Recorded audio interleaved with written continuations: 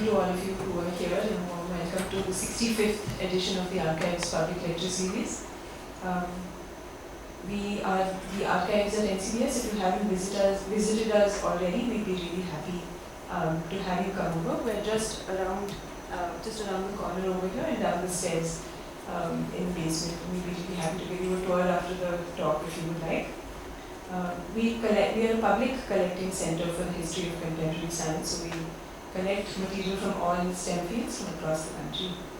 And we're really honored today to have with us Prachi Deshpande. Dr. Prachi Deshpande is 2020 laureate of the Infosys Prize in Humanities. Prachi's research focuses on social and cultural history of historiography, language, and regional identities, particularly of Western India. And Prachi is Associate Professor of History at the Center for Studies in Social Sciences in Kolkata, India. She's published scholarly works in English and Marathi.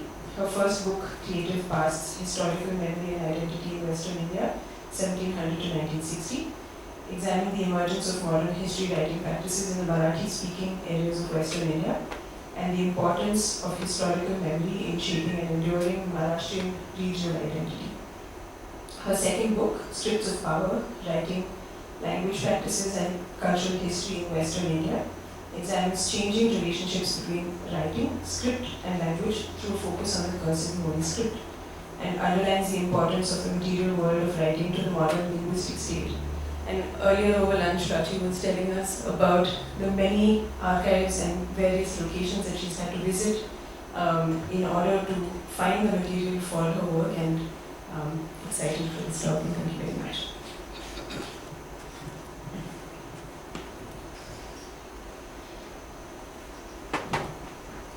Thank you very much, Deepika, for inviting me. I'd also like to thank Venkat of the Archives of NCBS for inviting me to come here and share my work and speak about my recent book and my research, which touches upon archives in many different ways. And I've had a very good morning poring over some wonderful stuff in the archives over here, and I hope I'll be able to come back to actually consult some of them for future research projects. So what I want to do today is hold on to the theme of archives and speak a little bit about how archives for language have been conceptualized, how I have used different kinds of archives for my own work on the history of the Marathi language, and think about archives more historically in general, about how people wrote, documented and preserved things in different ways, in different languages and scripts over the last 300 years or so, primarily in Western India, but we'll also go in a few different directions, right? So, about a decade ago, in 2013, there was an application put forward to the central government of India by an official body constituted by the government of Maharashtra to declare Marathi as a classical language. This classical language status had already been granted to some other languages in the decade previous. So Sanskrit had been known in scholarship as a classical language for a while. In 2005, Tamil was also granted official classical status. And then there were movements made by people within Karnataka to grant Kannada classical status as well. Telugu was later granted classical status, followed by Malayalam and by Odia as well, right? The Marathi application is still pending. Critical to the Marathi application was the claim that Marathi has been a continuous language recognizable as Marathi over the last 2000 years, and there was a certain sort of argument on the basis of which this claim was made. And this has a long history, some of which I want to kind of talk about today, and ask basically how how do we think about language history when a claim like this is made that a language is recognizably so over 2000 years, or when we try to locate a language in history, what exactly are we trying to do? Yeah? And what does it mean for languages to be called or labeled classical, vernacular, mother tongue, etc.? And what are the archives then of language? What can be the archives of language? If you think of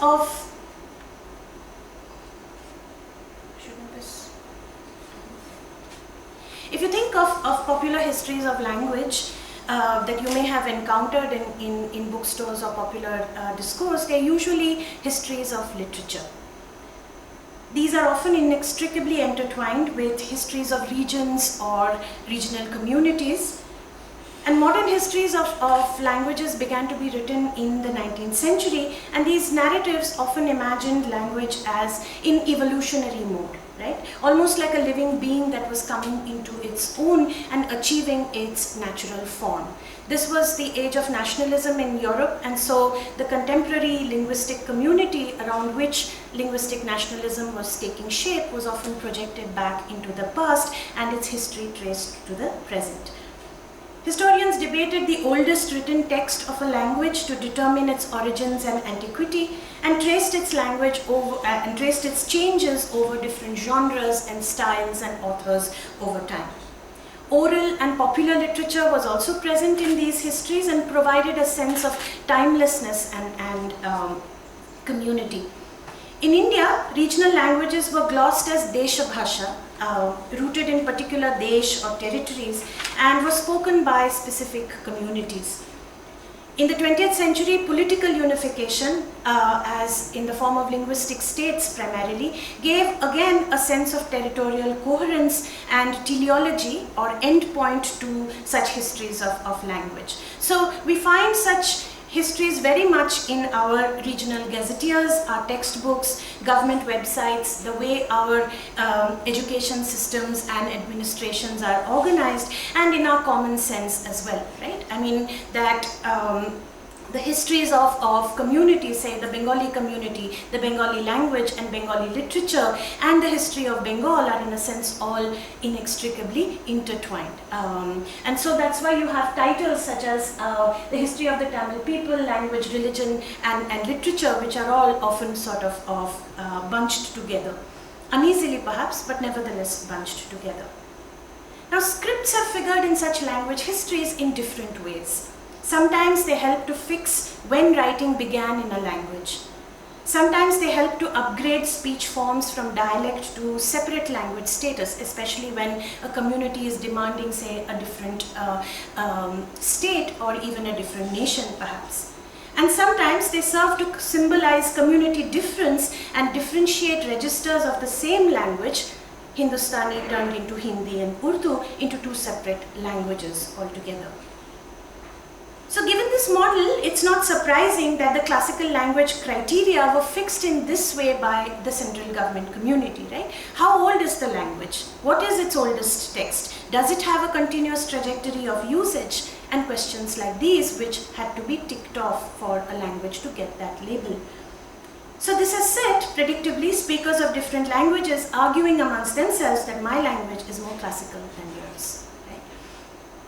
Now, I want to speak a little bit today about how Marathi was located in history and how an archive was generated for it in such evolutionary frameworks. And then I'll present the kind of approach to language history that I've tried in my book, Scripts of Power, one that's based on usage and practice, and think about what kind of archives can be put to writing such a polyglot history of language. Now, Indian languages became distinct objects of historical study only in the late 18th century, right? Orientalist scholarship on comparative philology organized the study of texts and words across languages and historical periods. So the framework of the Indo-European and Dravidian language families, which I'm sure you're familiar with, set the groundwork for the modern discipline of historical linguistics. etymology, or the study of the origins of words, was key to philology. Philologists arranged words in comparative word lists in different languages to track the relationship between older languages such as Sanskrit, Persian and Greek, and then to understand their evolution into more modern languages. Soon, along with European Orientalists, Western educated Indians also began to participate in these studies. And they were interested not only in older languages such as Sanskrit or Prakrit, but also in their own current languages and their speakers, especially their present condition and their future possibilities. Now, these scholars too relied on etymology, tracing the origin of a word from older languages such as Sanskrit, Prakrit or Apabhramsha into new ones such as Hindi, Marathi or Bengali offered the tantalizing possibility of actually tracing their speakers from one time to another as well. So words and their etymologies, how a word actually transforms, say, from Sanskrit to Prakrit to Marathi or Bengali, in such an approach offered a sense of chronology where other evidence in particular was scarce. Words and their derivations thus became archives of language. For example, in the 1850s, the grammarian Krishna Shastri Chiplunkar argued that Marathi needed a historical grammar to explain the Purva Sthiti, or the prior condition of words. In such a grammar, he said, etymologies of words could help plot how similar Prakrit and Apabhramsha usages were adapted differently across various Indo-Aryan languages over time. So etymology, he felt, was not just to be done for curiosity. You don't just want to know how one word was there earlier and then it changed over time. It could help identify patterns of language development and was key to drawing boundaries between languages. So it would help explain when specific words became part of a particular language and thus help outline its history.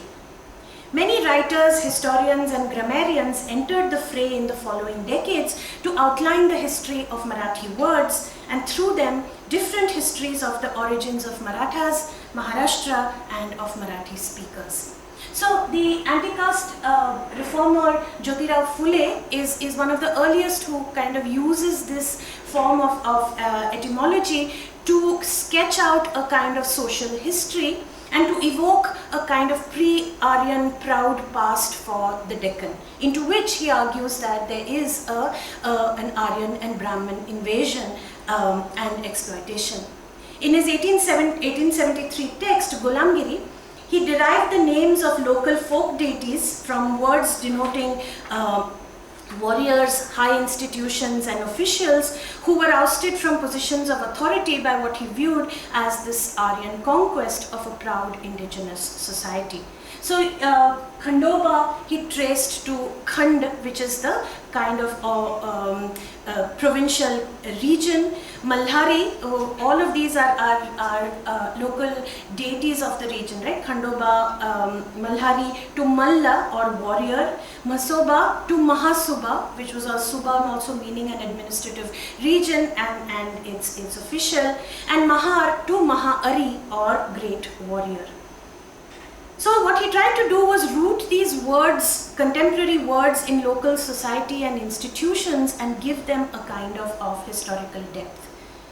Historians like R.G. Bhandarkar and C.V. Vaidya, meanwhile, sought to understand the origins of key words such as Maharashtra and Maratha, tracing them to tribes called the Ratthas from Ashokan Mauryan times in the Deccan, and later who they argued turned partly into the Rashtrakutas and the Maharathas or the Maharathis, which were then sort of took the form of the Rashtrikas and Maharashtrikas and therefore to Maharashtra.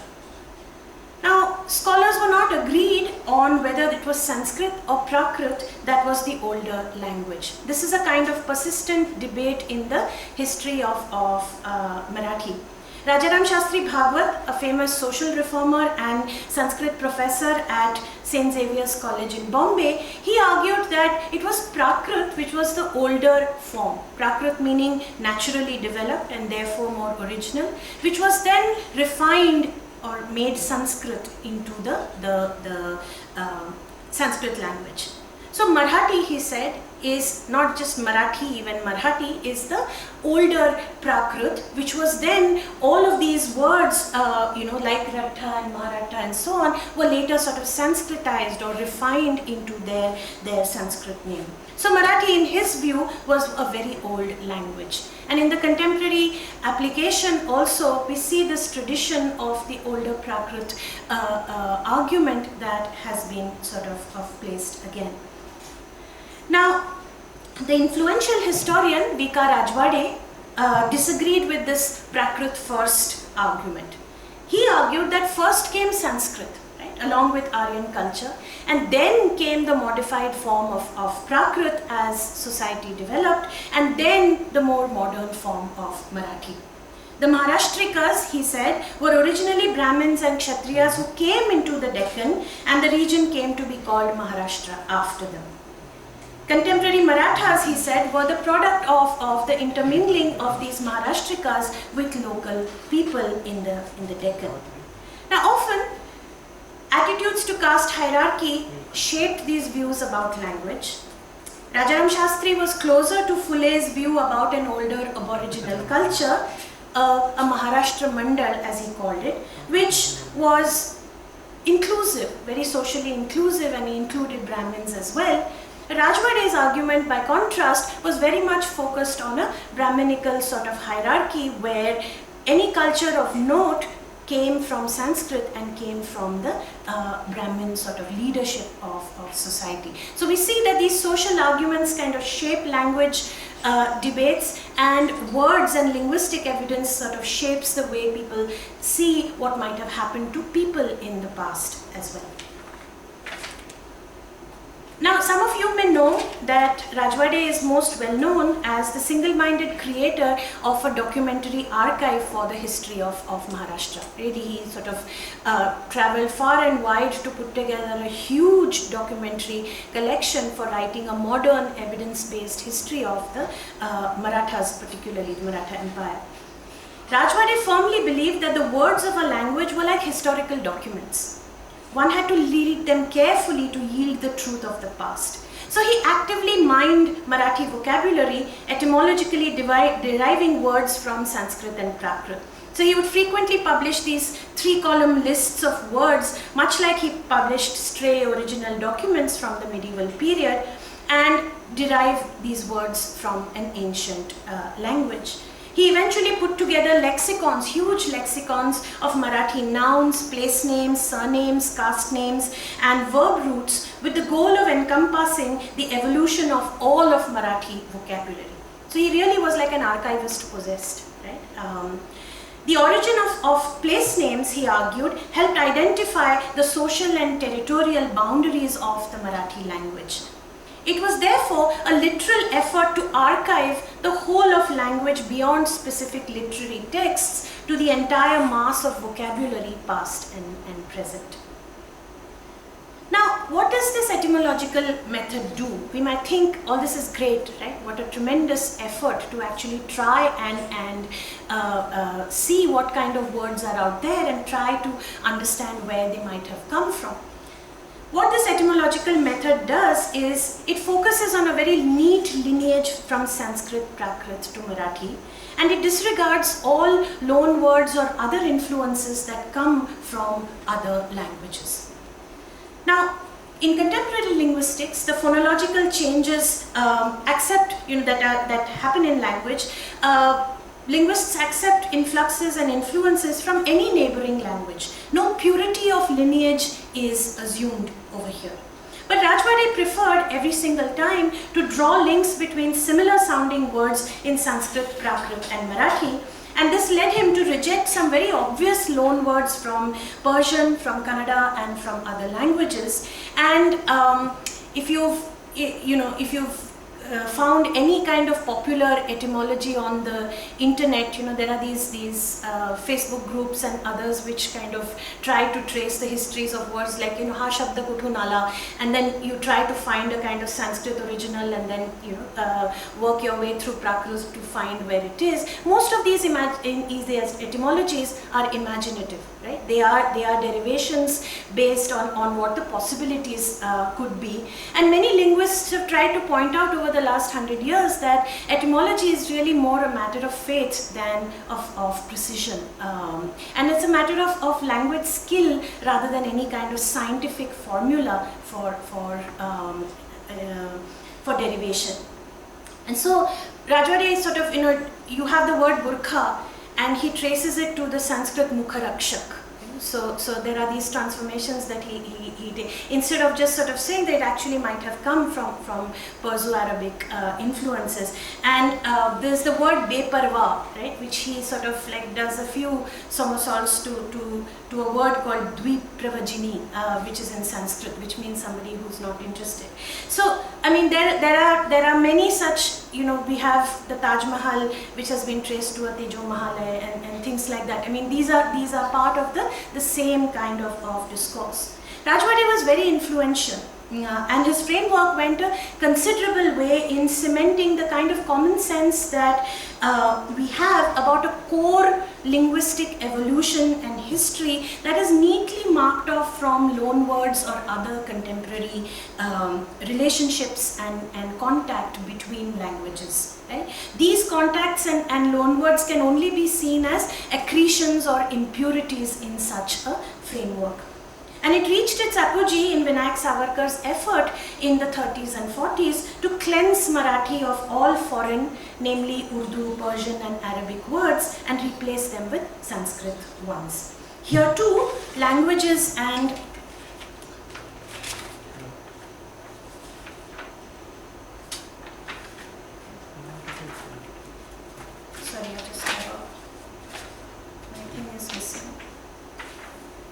languages and people were fused, right? In this framework, it's not just words that are identified as foreign and must be expunged from the language, but whole languages that are identified with communities as well and which are then labeled as foreign and invaders and therefore must be expunged. So this is a kind of very influential history of language that tries to understand its evolution through words, that looks at words as archives and traces a kind of deep history, not just of language, but also of people, right? And when I started working on the project, I of course was reading all of these people, but I was also encountering many other kinds of materials and sources which seemed to be sort of saturated with language and language practices.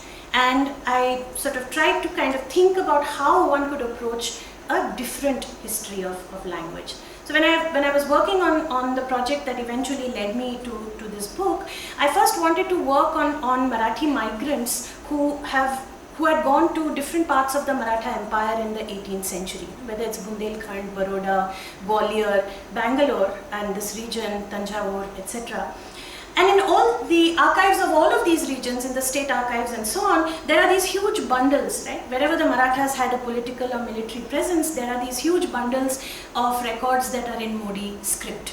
And these records are not just in Marathi and Modi script, they are they're multilingual, they're multiscriptal, they're often mixed in with Tamil, Telugu, Kannada, Rangdi and other Urdu languages. And so I became interested in these documents and particularly this Modi script in which a lot of this material was written. And I was curious about how the Modi script could then teach us about a very different history of the Marathi language.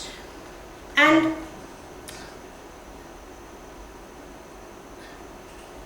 over many years, the Modi script took me in many different, sometimes intractable directions. And I began grappling with the many different practices of language that it illuminated. If you've never seen what the Modi script looks like, it's a cursive script that developed for quick writing without lifting the pen off the paper. Sometime in the medieval period, was used for centuries until very, very recently. It was used to write mostly Marathi and that too specifically bureaucratic and business documents, although of late I'm finding that there may also have been a good amount of Kannada that was written in this Modi script in the northern region as well. Devanagari or Balbodh, as it was called then, was used for literary texts and sacred texts, And Modi was also known as the Pishacha Lipi, or the demon script. So here you have the Balbod script, or the Nagri script as it is regionally called over there, and these are the Modi letters, and the Modi Barakhadi over there. This is from the 19th century, a primer. And some scribal manuals of the Maratha period tell us that this digraphia, using particular scripts for particular purposes and bracketing Modi off into what are known as Laukika spaces, not Dharmic but Laukika spaces, was a way for Brahmin clerks to work under non-Brahmin or Muslim officials without any fear of losing their ritual status. So as long as they didn't use the Balbod script, which was used for sacred material in these Laukika spaces, that fear was reduced. Now this itself revealed deeper attitudes to language, not just not just to Marathi, but to kind of these multilingual and diverse social environments as well. So I realized that if a history of Marathi as it is used and practiced should be narrated through Modi, it has to acknowledge and engage with these many languages and scripts around it, and also these different kinds of spaces and practices. And this approach, which is understanding how concepts work in practice and how meaning sort of changes then, and how these concepts and practices are related to social relations and power, is really what we define as cultural history, right? The method of cultural history. So in this book, I've actually, let me just show you first. So these are some Modi documents from the 17th. These two are from the 17th century. That's an 18th century document over there. This one, that's one from the Pune Peshwa Daftar. These two are from the Bharatiya Samshodak Mandal in Pune. Okay, show you more a little later. So in this book, I've consulted a range of bureaucratic archives of the Maratha state, documents like these: correspondence, land grant documents, revenue surveys, reports, scribal manuals called Mestaks, which taught Modi scribes the ropes of bureaucratic documentation. And among these documents are also family daftars or papers of Desais and local chieftains from northern Karnataka. I'll show you some in a bit. I consulted notebooks from the Ramdasi Sampradaya, which was a religious group that spread in different parts of the Maratha territories, particularly in Tanjore in the south. After defeating Tipu Sultan in 1799, the East India Company's surveyor, Colin McKenzie, gathered a bunch of local literati to gather local histories in different South Indian languages and translate them into English for him. And some of these were in Marathi. These assistants also wrote in Modi's script.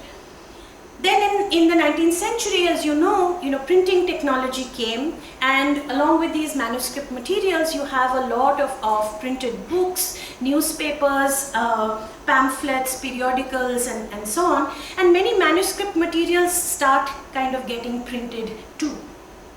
There are new debates then in the 19th century about how Marathi should be written, how its script and spelling should be regulated, and whether Modi was at all adequate to this task. One of the things about Modi is that it does not differentiate between Rasva and Dirgha vowels. This allows for very quick writing, and you often have to know what the word is in order to correctly kind of identify the vowel in the word. The people said that this will not work in the world of print. And many of the debates around what the correct spelling and the history of the Marathi language should be reflected in print were influenced by these deep histories of Sanskrit, Prakrit, etymology, and so on that I outlined earlier. So all this was going on in education and in print, and the East India Company, later the Crown, they're also reorganizing their bureaucracy, their revenue departments, their agriculture departments, and so on, and they're employing now Western educated Indians to work in these colonial offices as well. Now colonial clerks, they still wrote in Modi, but many people felt that Modi was not good enough now either for print or for handwriting either.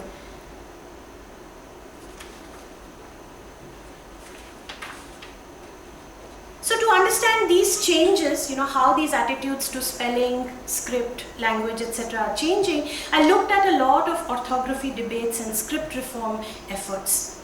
And there were others who felt that, Modi is fast, yes, but it's not fast enough for the modern age, right? When you need to actually sit down and quickly write down a speech so that you can print it in tomorrow's newspaper and so on, Modi is not adequate to that task. And so there are a slew of shorthand scripts that are invented for Marathi in the late 19th century as well.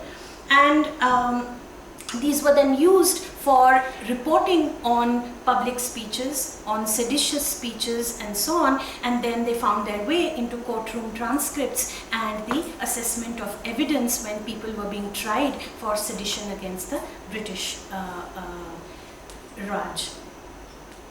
So here you find that ideas of script and language and so on also shape not just ideas of spelling, but also ideas of what constitutes truth, evidence, veracity, and so on. So this kind of broad set of materials shapes a history of usage, and I'm going to focus on 3 of them to help us understand how language categories sort of develop and change. Right? Now, in the archives of the Bharat Itihas Samshodak Mandal in Pune, there are, as I said, a lot of Desai Daftars. These are the papers of local chieftains who were holding power and various positions in this region, the Krishna Tungabhadra Doab, what was known as the southern Maratha country, today the region around Dharwad.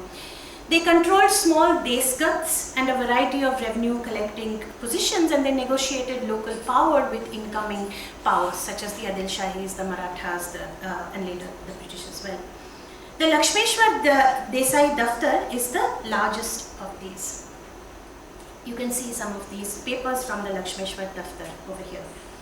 These daftars contain documents in Perso-Arabic script, in Modi script, and in Kannada script, what is also known as the Kannada Modi script. So it's not exactly a cursive script as such, but it's a quick scribal hand that needs some skill to read. If you're from this area, from northern Karnataka, you know that stretching further east towards Solapur, Pandharpur and Raichur, this is an extremely multilingual area even today, comprising Kannada, Marathi and Dakhini.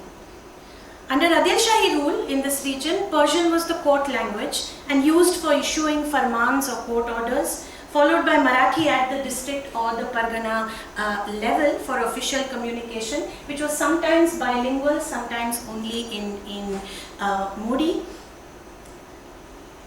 And village level records were often kept in Kannada. Persian and Marathi revenue vocabulary also trickled into this Kannada documentation. So just as people like Rajwade, they viewed the influx of Persian into Marathi as a kind of representative of Mughal or Sultanate invasion into the language and the people, Kannada contemporaries at the time viewed both Persian and Marathi as invasions into a prior Kannada cultural region. And the sense was, and it still remains, that these are distinct language and social spheres, and this idea has governed the way these materials have been understood as well. So when the historian G.H. Khare printed some of these materials, he printed the Persian materials separately, the Marathi ones separately, and then just added a few Kannada ones here and there. So we don't get a complete sense of what the archive was. So if we take a closer look at these Desai Daftars, we get a more complex arrangement of script and language. The specific deployment of language depended on what kind of document it was. Like I said, farmans were in Persian, correspondence from the district offices to individuals were usually bilingual, and after Chhatrapati Shivaji's coronation, we see some of the Persian influence diminishing in official documents, but it is there, it continues to be there in a lot of local documentation. Now, the modern European idea that archives are state archives, maintained in a central location and publicly accessible, long dominated the way in which people thought about archives more broadly everywhere for all time. But what we see that in this early modern period, these kinds of archives, which belong to families or what we call household daftars, were the building blocks of a larger culture of documentation.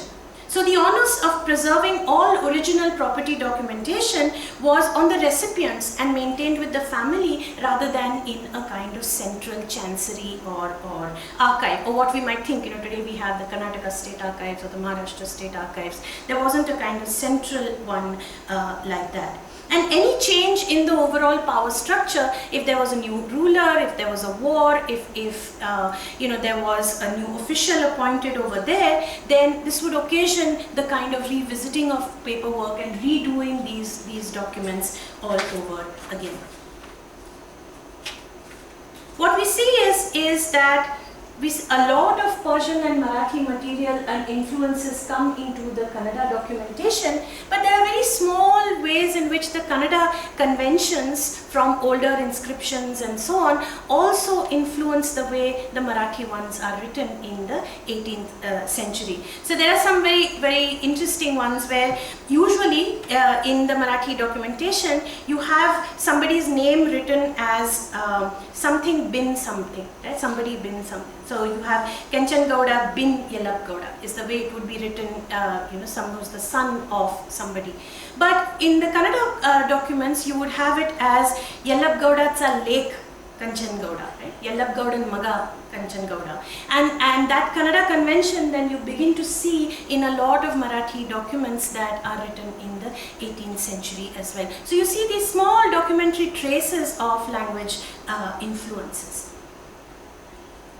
Scholars have called such intensely multilingual spaces multilingual locals, right? where there are these local practices that cluster around different languages. But how does one, sort of pose questions about what people were really speaking to each other in these archives? How were these choices made about whether somebody would write their name, sign their witness signature in Kannada or Marathi? What was there somebody's mother tongue? How can you identify what people's sort of ethnic identification was? And it's very hard to figure any of that through these documents. Our clues are somewhat like suffixes, right? So you might have Ramaji rather than Ramaiya, or you might have Narsingh Rao rather than Narsingh Rairu. And from these traces, it's very, very much a leap to jump to saying that these are sort of conscious language affiliations or mother tongues or identities and so on. So what you see is a very, very sort of mixed and flux space of both language and social identity. Now further south in the Krishna Tungabhadra, Doab, further in the peninsula, we find the Marathas also kind of set up a kingdom in Tanjavur, right, in the 1670s. And the Ramdasi Sampradaya, which was founded by Ramdas over the late 17th and 18th centuries, they set up a whole network of mathas and disciples across the peninsula. Now, the Sampradaya, if you've heard about it, was explicitly didactic. Its followers were mostly Brahmin and male, and they were drawn from the petty literati who worked in these very sort of Maratha daftars and administration. The key to Ramdasi devotional practice was a daily regimen of writing, particularly in Balbodh script. So he has a famous dictum called Brahmane Balbodh Lihave, right? Like if you're a good Brahmin, then you must write in Balbodh script. And many of his dictums on writing, Shuddha Netake Lihave, Leho na Shuddha Shodhave, these have now become sort of things that you tell children, like improve your handwriting, write neatly, check what you have written and so on. So they've become sort of popular maxims on generalized literacy as such. And Ramdasi devotees did some writing every day. It was part of a kind of bodily practice of discipline and devotion. It could be their own composition, it could be Ramdas's writings, it could be some other poets' writing as well. And they did it in a lot of notebooks as well as pothis.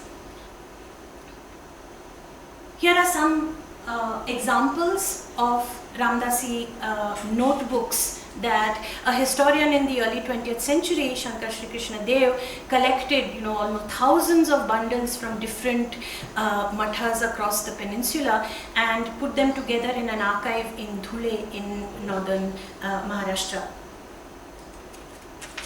So what we see is that these notebooks have a lot of stuff. Apart from poetry and so on, they have remedies for common ailments like acidity, they have mathematical problems sometimes, they have historical narratives, they have a whole lot of accounts of the particular matha and so on. There are pedagogical aids such as lists of the first few letters of a song, so that you can learn it you can remember it easily. There are cataloging aids such as a list of books that are there in a particular matha and so on. So if you were, say, going to Rameshwaram and you stopped by in Tanjavur on the way and you stayed at the matha, then you also sat down and copied a few verses into the notebooks that were there. So notebooks didn't belong to, say, a particular kirtankar or a particular mahant. They become a kind of archive of literary consumption as well, right? They contain all kinds of Marathi poetry, Tukaram, Namdev, Jnaneshwari, all sorts of famous and lesser known poets. And it's not just Marathi poetry, there's Gujarati, there's Braj, Hindi, Kannada, Tamil poetry. And particularly in Tanjavur, these notebooks are from Tanjavur.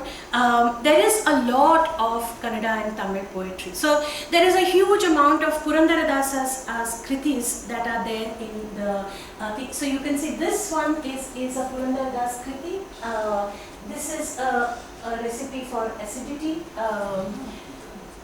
This is a Sanskrit shloka, and these are Sarali Swaras for Carnatic music that are written in Modi script.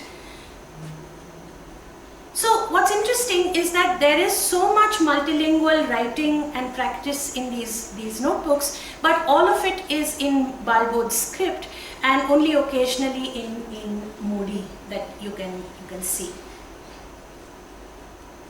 So Marathi Kirtan grew through the Ramdasi Mathas into the rich kind of musical tradition of Harikatha in Tanjavur. And Purandaradasa is the most popular one over here. And what we can see from these documents is we get a better idea of how people must have talked to each other. So you can get a sense of how perhaps the Ramdasi Kirtankar, who understood some Kannada but didn't know how to write it, learned a particular kriti from somebody who was a Kannada or a Tamil speaker and then wrote it down in Balbodh, and then he quickly, because he needed to write the same thing over and over again, he switched to Modi and wrote the Sarali Swaras down and so on. And this is how a lot of Kannada poetry comes into Marathi circulation, because many of these Kirtankars also travel to different areas, just as Marathi Abhangas through them go into Tamil and Telugu Harikatha as well. And it's still there, right, in Carnatic musical practice. So this is again a multilingual local, but it's quite different from the Dharwad one that I described, right? We have a better understanding of oral exchanges and so on, and it perhaps helps us understand how the Tanjavur dialect of Marathi may have developed. Now look here. These are the notebooks from Colin McKenzie's assistants. These guys are going around in the early 19th century collecting stories, histories, local legends, Thalapuranas, etc. from different parts of the peninsula. This is Telugu. This is again here Modi. These are notebooks of Ananda Rao and Narayan Rao, two scribes who worked for Mackenzie. And these guys moved very easily between languages and scripts, right? So when they're visiting the Gadwal Raja's court, the Diwan there asks Narayan Rao how many languages he knew. So he says he knows the Musalmani Bhasha, Telanga Bhasha, Kannada Bhasha, Maharashtra Bhasha, as well as Ingreji Bhasha. And we know that he copied a lot of inscriptions and documents, some stories in Telugu, Kannada, Marathi, Sanskrit texts in Devanagari, and occasionally Hale Kannada as well. He probably knew some Persian also. So one of the things that we see in a lot of the older documentation from, say, the 18th century or earlier even, is the scribal manuals, is that there is a lot of interest in translation, right? If you're a scribe, you go from one region to another. There's a lot of warning about how you have to be careful about local vocabulary, because the local documents, they may try to, like cheat you out of the tax that is owed. So please be careful, see what the measures are, what their names are. But there's very little interest in naming language. But in Mackenzie's archive here, there's just a lot of interest in labeling the languages. And we see this sort of as a way in which things will change in the modern period as well. Narayan Rao constantly reports which script and which language he is writing about. And this is probably because in the central office, the Kacheri, Mackenzie's Kacheri in Chennai, there was a senior scribe waiting to see who would translate these into English after some time. So you would think then that you actually get a much better picture of multilingual usage through these documents, right? But there are other questions. So did the scribes write down all the kaifiyats and bakars that they heard in the oral dialects, or did they revert to some kind of standard idiom? If you've been to the Raichur area, which is today even heavily multilingual, they surely heard oral stories that were often in a mix of Kannada, Telugu, Dakhni and even Marathi. So how did they commit them to written kaifiyats, and how did they label one as Telugu and one as Dakhni? Is it just the script that helps us determine this? Did the fluency of the oral narrator determine this choice? So what I'm trying to say is, sometimes you do have a profusion of language and discussion of language, but it doesn't mean that you actually get at what the actual language practices may have been. The archive sometimes can deceive, right? You think you're getting to know a lot about language, but a lot of practice also stays in shadow, it eludes you. Now, in different languages and literate cultures, I'm coming to my third example now. Print modernity sort of brought an interest in making written text as close to oral text as possible. Earlier, you could actually vary spelling and so on, and it didn't matter. But when in the 19th century, there is what is called a kind of phonocentric approach, where languages and scripts and orthographies are sort of reformed in order to make written text conform very closely to the way language is spoken, and also a kind of standard version of the language that is spoken. Now here, of course, again, because Modi does not differentiate between Rasva and Dirgha vowels, Modi does not pass the phonocentric test, right? Balbodh or Devanagari now is seen as much more sort of representative of the essential sounds of the Marathi language, and Balbodh becomes the script of choice for print. And since Modi is all these curlicues and cursive things, it's also difficult, people say, to find type for it. Of course, we do have typecast very early on in Modi. So had it not been for certain sort of policy choices and so on, Marathi in print may very well have looked like this, right? This is how it looks in written language, in handwritten bureaucratic documents at the time in the mid-19th century. We have another kind of printing technology called lithography, right, which is very useful for many languages at this time, particularly Modi script and for Urdu printing as well. So this is a kind of easy, separate writing of Modi, but it also, lithography allows for the representation of Modi like it had been, So lithography is where you actually sort of write it by hand and then sort of make many copies at once, right? So this helps in bringing Modi script into print as well. This is from a primer of the late 19th century. You can see the teacher sort of, teaching the student how to write with appropriate disciplinary tools as well.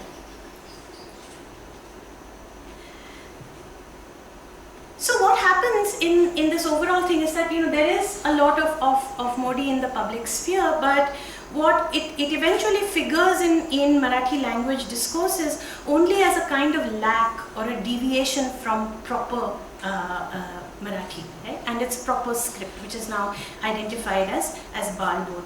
So we have a long debate in Marathi over the early 20th century about Shuddha Lekhan, or the correct orthography for representing different words and so on. And this is a long debate that's only sort of settled in the 1960s. But what happens is that because it is able to represent these sounds correctly, and also because Balbodh is seen as more readable, from the 1920s, there is also a movement to remove Modi altogether, even from handwritten documents in offices and so on, because it is seen as inherently illegible. Right? Now you decide which one is inherently more legible. This is Balbodh from the early 20th century. This is a Modi thing, and a lot of clerks say, no way, you can't write Balbodh as fast as you can Modi. This is going to take us twice the time and so on, and anyway our handwriting is going to be so bad that we're never going to be able to nobody is ever going to be able to read it. But what we see emerging is that Balbodh becomes a kind of marker of an inherently accessible, transparent state. Right? So as demands for Marathi to become the official language of a separate Maharashtra and a linguistic state, etc., start to gain ground, Balbodh becomes the kind of marker or a visual marker of the modernity, the legibility and the accessibility of that state to all of its people. So they say if there's a script like that, everybody can go to school, everybody can read it. It won't just be some hieroglyphics that a small group of clerks have controlled. Right? So Modi becomes not just the representative of cursive writing, but the marker of a kind of corrupt and exclusive bureaucracy class that will prevent modern reforms, a modern state, and typewriters and other sort of things that can make a linguistic state viable. So it's interesting how these are not debates about language anymore, they're not debates about script anymore, and they're not even about people in that sense. They're about now the imagination of political power and a new state vision. So what we think is that, print replaces handwriting, and that handwriting then becomes the holdover of an older culture, right? But that's not the case, actually. It's truer, I think, to say that handwriting is transformed by print, right? So if you're a student writing exams in colonial schools, if you're a clerk who's writing different kinds of documents, you have readers who are hand scribbling marginalia in printed texts and so on. These are all sort of modern products. These are all modern handwriting practices that are shaped by print. So let's look at the shorthand, which is also shaped by print. Right? As I said, readers, many people find Modi kind of inadequate to the task of quick writing, particularly when you want to copy down a speech that somebody is giving at great speed, in a political meeting or something. And many of these shorthand scripts, they're called Ati Tvarene Linyachi Paddhati, or Linyachi Yukti, the method of writing very, very fast. And a lot of the people who develop these scripts are also doubling as reporters for the colonial police, for the CID, or for newspapers and so on. So it's interesting that surveillance, Bernard Bate has shown this for Tamil as well, surveillance, particularly during the Swadeshi movement and after, of political activity, shapes these language and script practices. Shorthand really kind of develops in the 1920s as the CID and the police begin kind of tracking nationalist activity in a big way. So one of the things that happens in the Meerut conspiracy case, where a large number of communist activists are tried for sedition, leaders like Damge, Nimkar and others, there are reporters who have actually kind of gone to their speeches and taken down their speeches in shorthand. And when the case is heard in the court, these reporters are asked to come and read their own shorthand in court. And what's interesting is that many of them cannot read their own handwriting, you know. And then they say, how can you not read your own handwriting? And then you get to see a very poignant kind of picture of the way in which this writing labor takes place. So then they say, well, you know what, we have to sit far away from the speaker, it's dark up there, you know, I can't keep my notebook on a table, I have to put it on my thigh, and I can't write properly, I can barely hear him, and so on. And so then, you know, the defense lawyer, Dange, in fact, you know, argues his own case. He says, then how do you know that what you have taken down is correct, right? And he argues that because these reporters neither heard him properly, nor do they understand communist terminology and so on, none of this, which is supposed to be seditious speech, should be admitted at all as evidence. And there are some reporters who say, yeah, well, you know, I can tell you what the speed of all of these nationalist leaders is. One is 110 words per minute, one is 120 words per minute. And so they get a different kind of familiarity with their orality as well. And let me see, I think I have a kind of example here. Where in the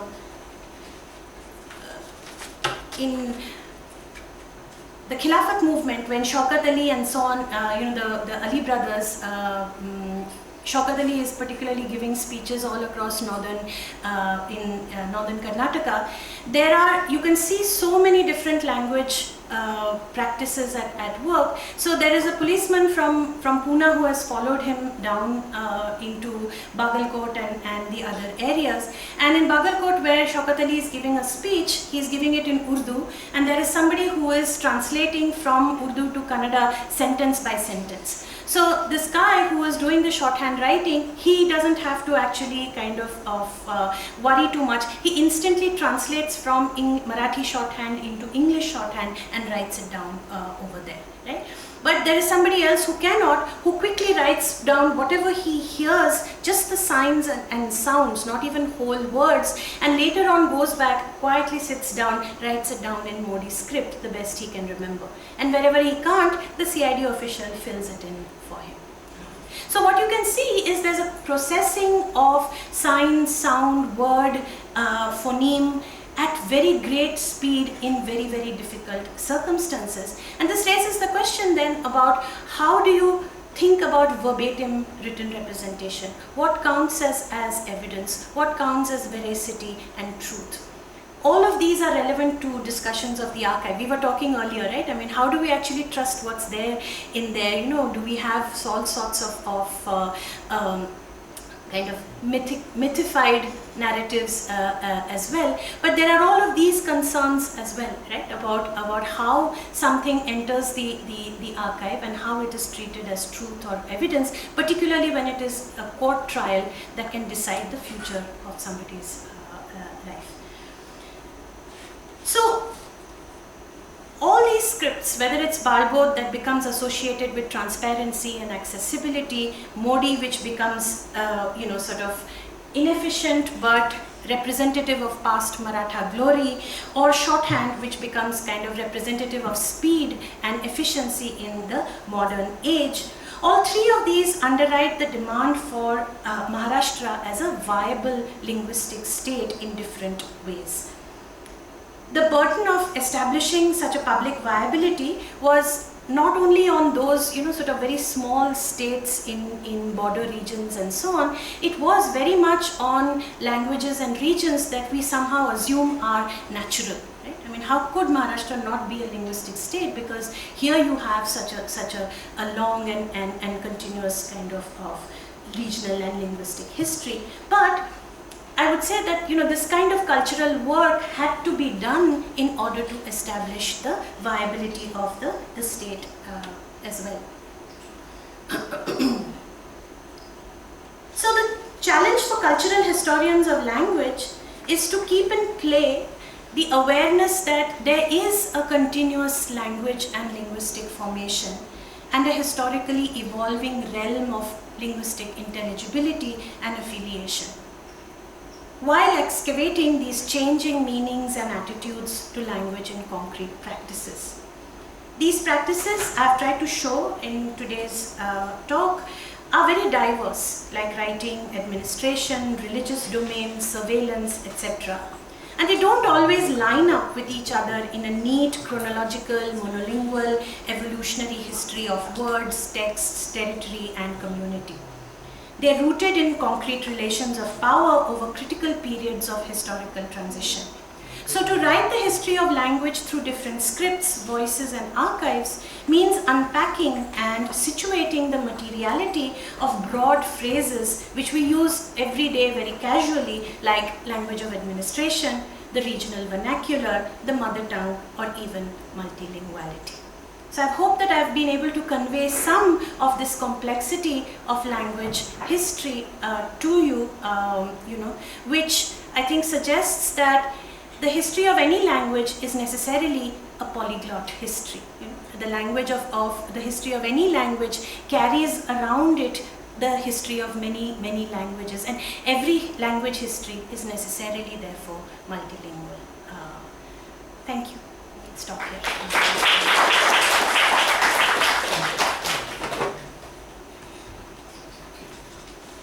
Did I do enough time? Yes, yes. And we have time for some questions if anyone would like to ask. Hi, thank you so much. Lovely talk. And I was just thinking about something that you alluded to briefly, and which was this transition from morality to literacy. I mean, in some ways, and we talked about veracity and speed. How do you really deal with the choice of what's chosen to be written down versus what's not recorded, right?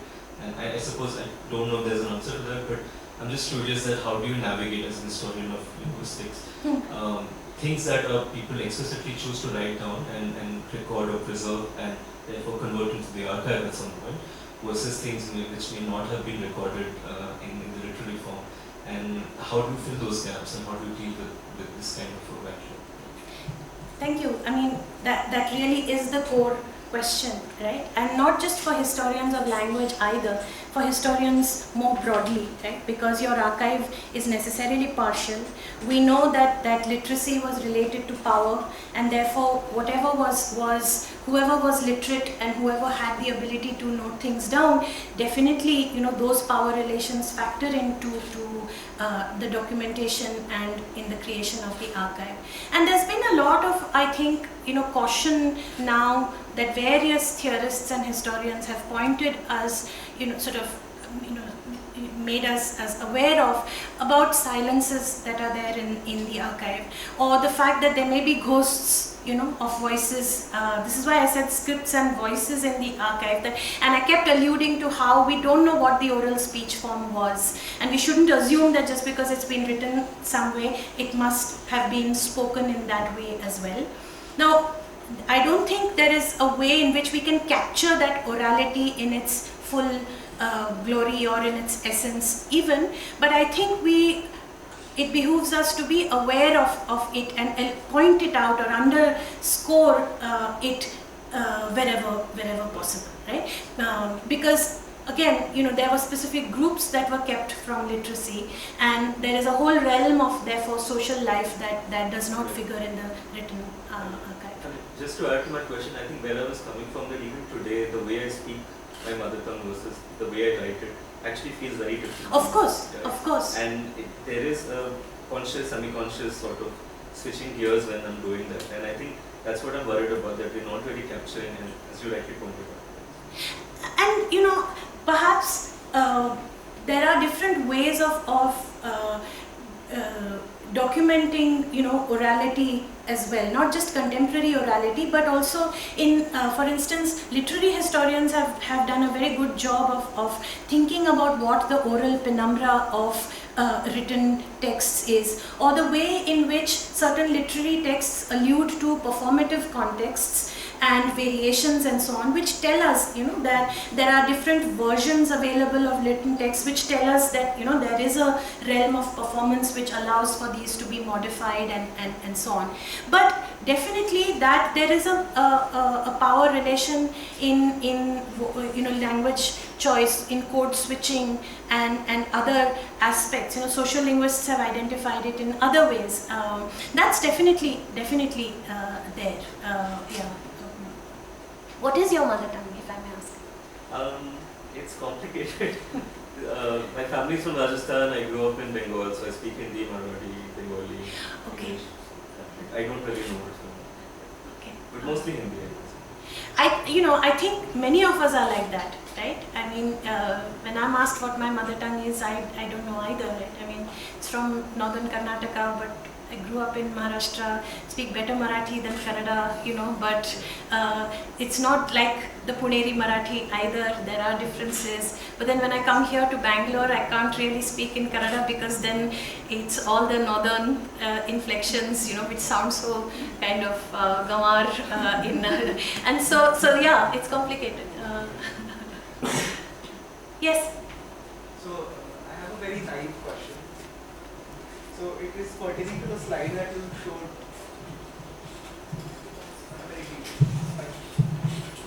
Which slide?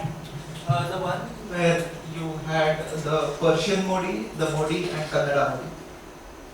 3 scripts. So yeah, so it's a very naive question. In the Modi script, Yeah. Considering that it is a shorthand of sort or like a very fast script, the big gaps between sentences, are they significant of 2 different sentences, or is No. it just while writing the...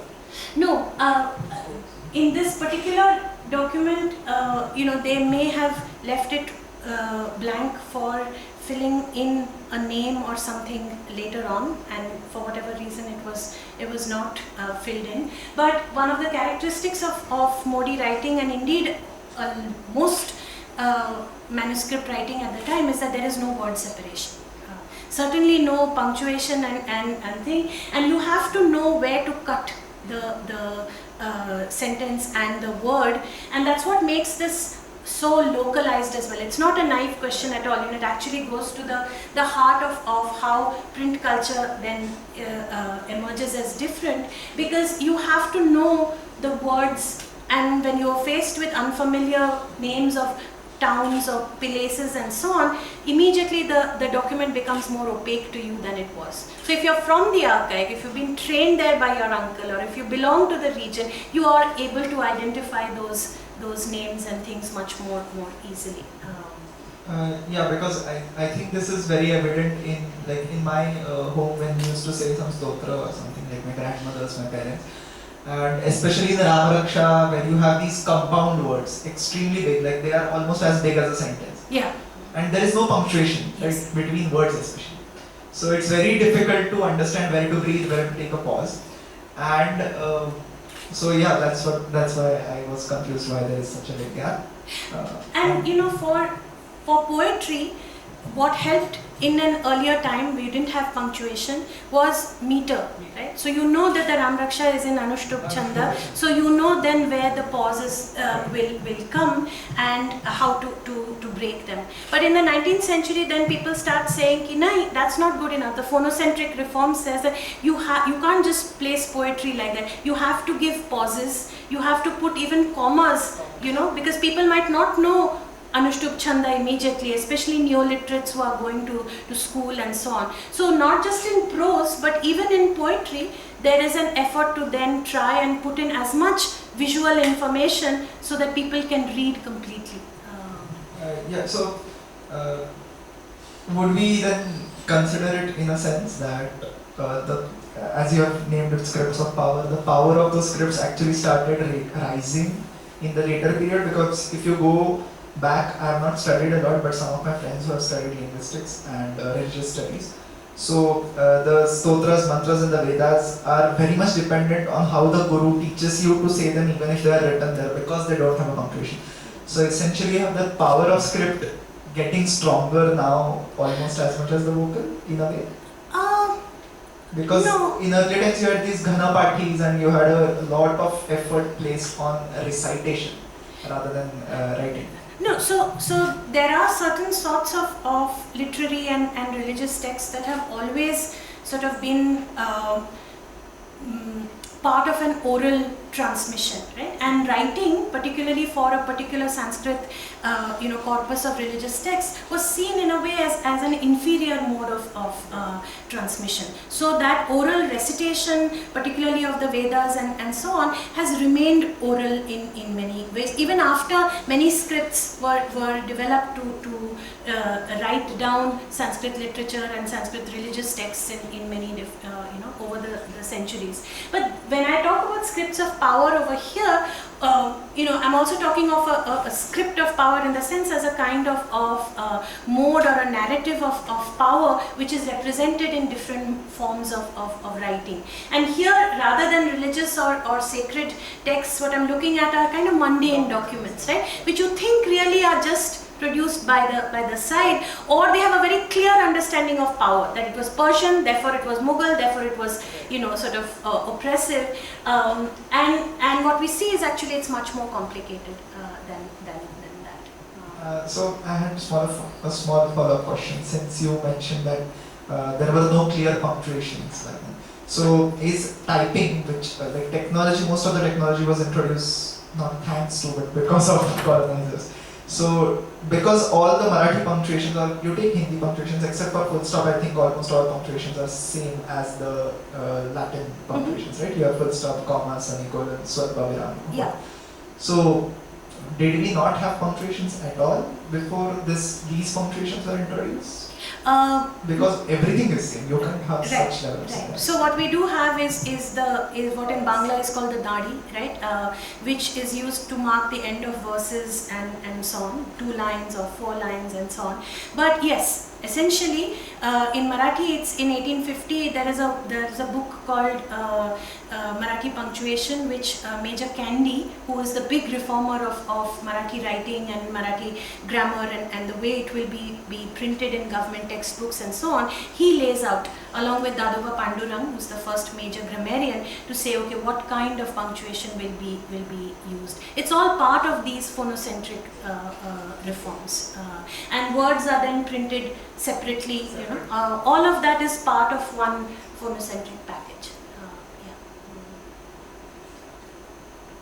There's somebody at the back there? I had the same question because I also noticed that the punctuation in all Indian languages are more or less the same, and they're not very strictly used. Like in English and some of the European languages, when you learn them, you're very fussy about where the punctuation is. I mean, in Hindi it seems to be optional only. And Marathi. Tamil also, it's not, I mean, I don't see even the magazines and newspapers and music. I think they're not a discrete culture. culture. With maybe, like you said, the colonial.